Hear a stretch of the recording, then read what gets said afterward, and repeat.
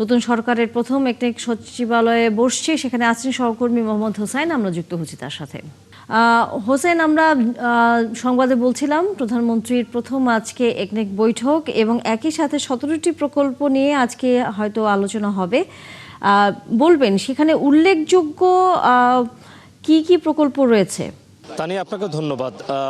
এই সরকার দায়িত্ব নেওয়ার পরপরই 180 দিনের যে কর্মপরিকল্পনা দেশ এগিয়ে নেওয়ার ক্ষেত্রে, এই 180 দিনের কর্মপরিকল্পনা বাস্তবায়নের লক্ষ্যে প্রধানমন্ত্রী তারেক রহমান সাপ্তাহিক কর্মদিবসগুলোতে প্রতিদিনই অফিস করছেন সচিবালয়ে, এবং আজকে সকাল 9:30টার দিকে তিনি অফিসে এসেছেন এবং তিনি এসেই ভারতীয় হাইকমিশনার, ঢাকায় নিযুক্ত হাইকমিশনার প্রণয় ভার্মার সাথে একটি মিটিং করেছেন। সেখান থেকে প্রণয় ভার্মা একটু আগেই বেরিয়েছেন এবং প্রধানমন্ত্রীর যে পররাষ্ট্র উপদেষ্টা হুমায়ুন কবির, তিনি একটু আগে বেরিয়ে এসে সাংবাদিকদের সামনে কথা বলেছেন। তিনি বলেছেন দুই দেশের সম্পর্ক উন্নয়নে সার্বিক বিষয়ে এই বৈঠকটি অনুষ্ঠিত হয়েছে এবং এই বৈঠকে প্রধানমন্ত্রী তারেক রহমানকে ভারতীয় সরকার প্রধানের পক্ষ থেকে ধন্যবাদ জ্ঞাপন করা হয়।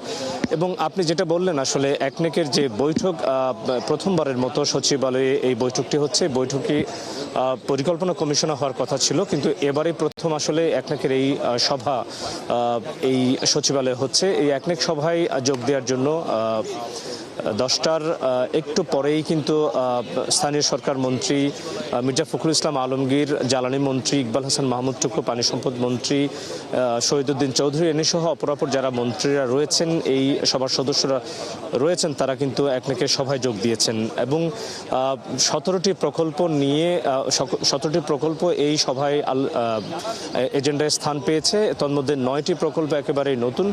প্রকল্পগুলোর মধ্যে মূলত সীমান্ত সড়ক নিয়ে একটি প্রকল্প রয়েছে এবং অপরাপর যে প্রকল্প ঢাকা শহরের যে পানি ব্যবস্থাপনা, সেই ব্যবস্থাপনা নিয়ে কিন্তু একটি প্রকল্প রয়েছে।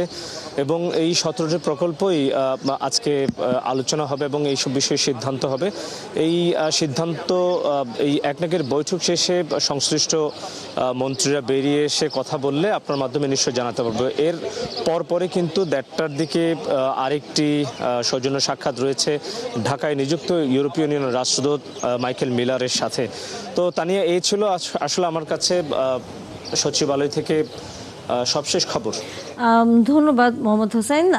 আপনার সাথে পরবর্তীতে নিশ্চয়ই আমরা সংযুক্ত হব, আবারও প্রকল্পের সম্পর্কে জানবো।